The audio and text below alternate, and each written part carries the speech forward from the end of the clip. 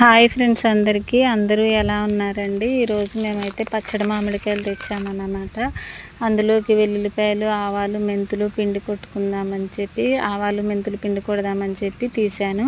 వెల్లుల్లిపాయలను అయితే ఇలా పొట్టు తీసుకొని ఇలా చేస్తున్నాను ఫ్రెండ్స్. చూడండి, ఇలా చేసి ఎండలో పెట్టుకుని కలుపుకోవాలి. పొట్టంతా తీసేసి ఎండలో పెడదాం అనుకుంటున్నాను ఫ్రెండ్స్. చూడండి ఎలా ఉందో, పొట్టంతా తీసేస్తున్నారు. ఇలా ఎండలో పెడితే నీరేమన్నా ఉంటే పోతుంది, బాగుంటుంది, పచ్చడి బూజు రాకుండా ఉంటుంది ఫ్రెండ్స్. చూడండి, ఇలా మొత్తం పొట్టంతా పైకి వెళ్ళిపోతుంది ఊదుతుంటే, చెరిగినట్టు ఊదుతుంటే. చూడండి ఫ్రెండ్స్, ఇలా చిన్న చిన్న ఇవి మొదళ్ళున్నా కూడా అవి కూడా తీసేస్తున్నాను ఫ్రెండ్స్. తీసేసి ఎండలో పెడదాం అనుకుంటున్నాను. చూడండి ఫ్రెండ్స్, పక్కనే ఆవాలు, మెంతులు కూడా ఉన్నాయి చూడండి ఫ్రెండ్స్.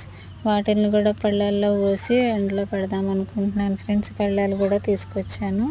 ఇదిగోండి ఫ్రెండ్స్ పళ్ళెము. ఇవైతే కేజీ ఆవాలు తెచ్చుకున్నాను ఫ్రెండ్స్. పచ్చళ్ళలోకి పెద్ద ఆవాలు మంచివి, పచ్చడి ఆవాలు తెప్పించుకున్నాను.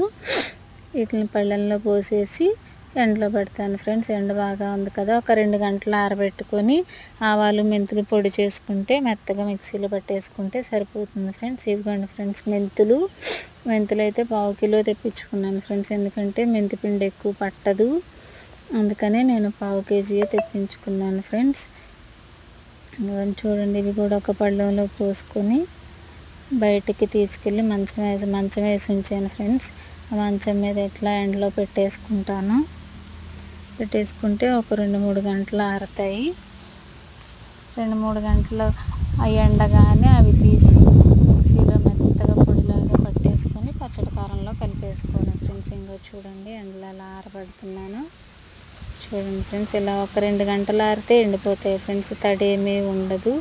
అప్పుడు వీటిని పిండి చేసేసుకోవచ్చు. మిక్సీలో పెట్టుకుంటే మెత్తగా అయిపోతుంది ఫ్రెండ్స్. అప్పుడు పచ్చడికి పిండి అంతా పనికి వస్తుంది. మెంతులు, ఆవాలు మాత్రం పిండి చేస్తాను.